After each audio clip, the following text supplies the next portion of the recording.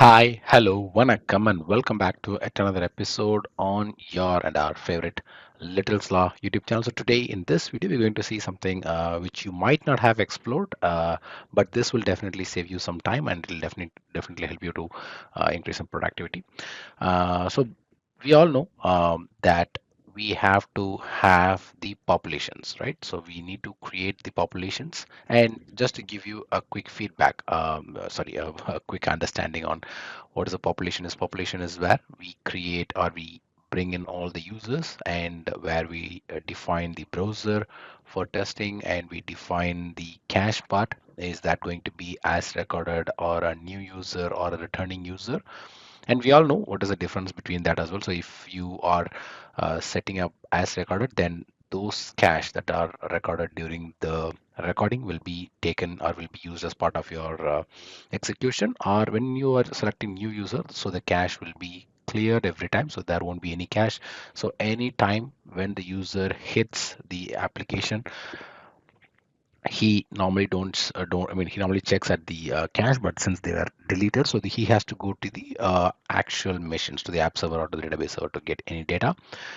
The main point here is they won't be stored in the cache.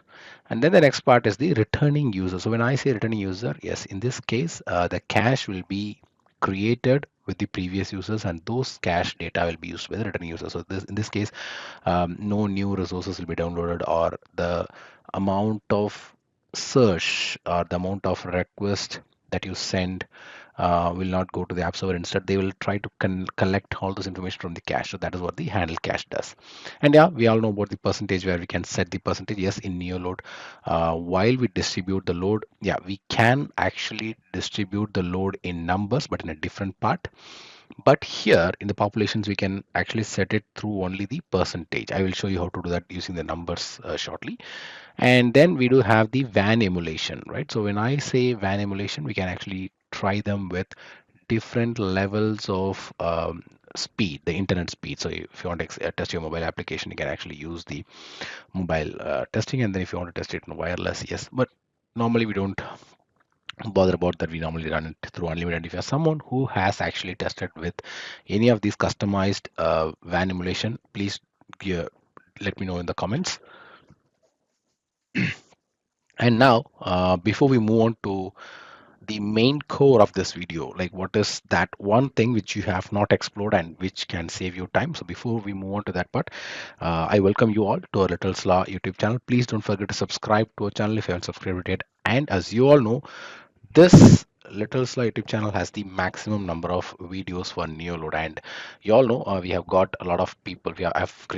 Support a lot of people in terms of Neoload, JMeter, and Load Runner, and in terms of all their performance testing. And most of the people have got good placement records by watching our interview videos. And very recently, one of our subscribers have cleared their first interview by watching our videos. So yeah, so now you know the reason behind subscribing to our channel, to get a good career and to learn new things and to progress very well in your career. So please don't forget to subscribe to our Little Slaw YouTube channel. And the next thing is I wanted to tell you is the very soon we are going to have a Neoload boot camp, a complete boot camp. This is going to be a free boot camp. So if you're interested, please do uh, subscribe to our link and please do join our WhatsApp channel. The WhatsApp channel's link is in the page, in the YouTube page. Please do join there, and you can very well join our Neoload free boot camp. And yeah, coming back to this one, so what I'm going to see today. So today we're going to see if you go to the user path. Let me first delete these populations because we are going to do that today. Let's see. Okay, coming back to the user paths, right click on the user path, and if you haven't visited it, if you haven't tried it yet, please do try it. And if you have already tried it, please do let me know in the comment section that I did it. Just give a thumbs up or give a like if you really did that already. If you have not, and if this is something you're learning it for the first time, then again, please do give me a like. So what I'm trying to say is, so under the user path, if you right click on it, you go to the advanced, and there you can see create a population per user path. So when I click on it, so here automatically my user path has got created. So here if you see user path, yep, it has been created. And there are okay, for example, let me show you this one as well. So if I want to create a population for this particular user path, I can do it. I can just right click, go to advanced, and click on create a population for user path, which means for this particular user path I can create a population. So what happens is you don't need to go here, click on this plus symbol, give a population name, and enter whatever you want. So instead it's very simple, just right click on it, go to advanced, and then create a population per user path. But in case if you want to create the script, the uh, populations for all the scripts under your user path, in that case right click here and right click on the user paths at the top, and then right click on it, and then go to the advanced and click on create a population per user path, and this will actually create one population creator and one population not creator because the name is already used. Yes, since the name is already used, we cannot create. So what we'll do is, let me delete all this, let me remove everything and keep it clear, and now I'm going to do advanced create a population per user path. So two populations have been created.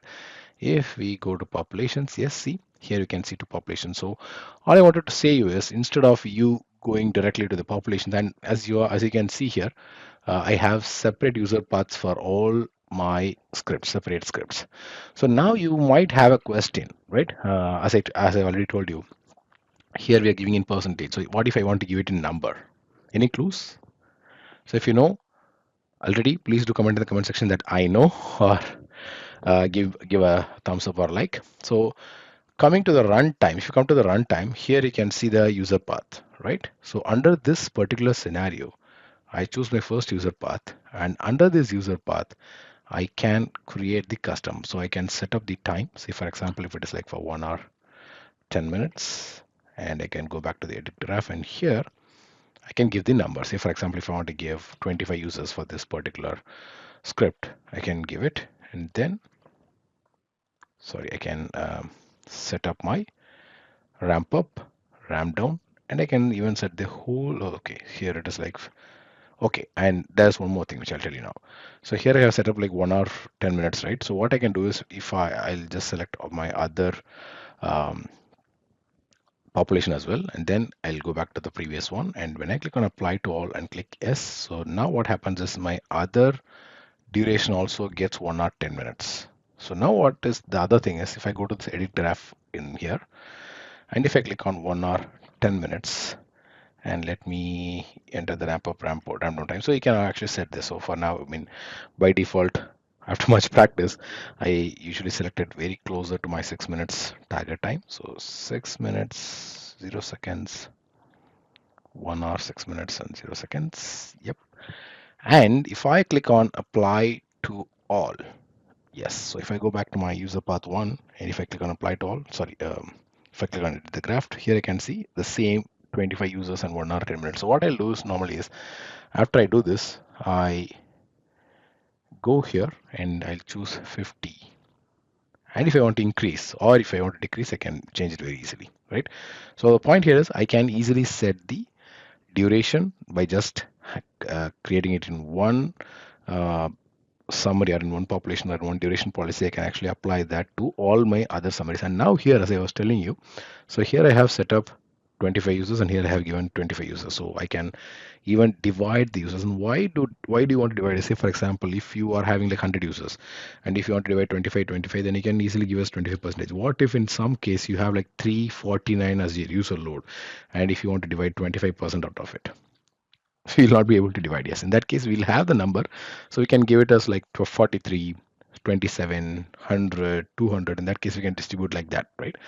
So that's the reason you can actually, but most of us do not know this. Like, we all think, okay, I can give only in percentage, but you do not know that yes, we can actually give it in numbers as well. So this is another way where you can give it in numbers. So I believe this video would have been very useful to you. So until I meet you all in our next video, it's bye bye from Vasan and your favorite Little Slaw YouTube channel. Take care and bye bye, guys. See you very soon in our new load bootcamp training. Take care and bye bye.